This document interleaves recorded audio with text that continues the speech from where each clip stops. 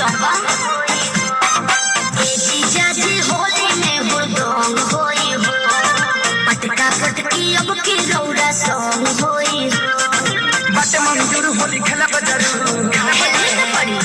बाकी समित तू सरदार पे निहा अरे तैयार बनी हो ए साली सला मोरी याद पे निहा उजर सहेला चाचा कार पे निहा ए साली सला मोरी याद पे निहा मोरी याद पे निहा ए साली मोरी याद पे निहा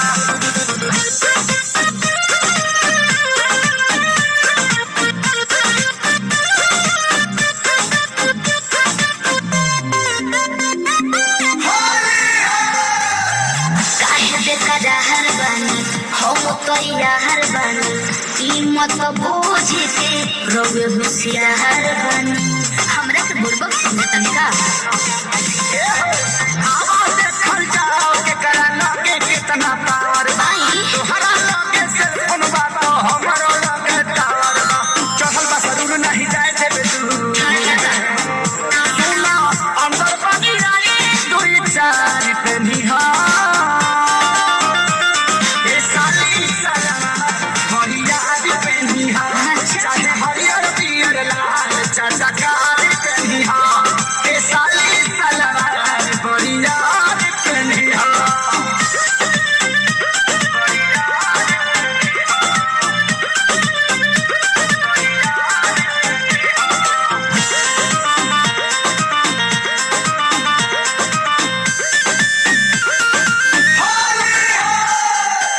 माटी गोबर छहलीना रंग पहले धहलीना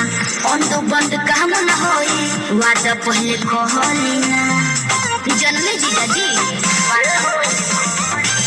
नया कानून साली कोइल चूल्हा भार आओ खेला शुरू कोइल जाओ हालियार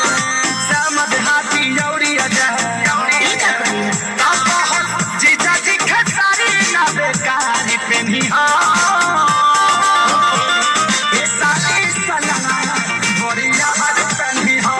चाहे हरियर पियर लाल चाचा कार पे निहा ए साली सला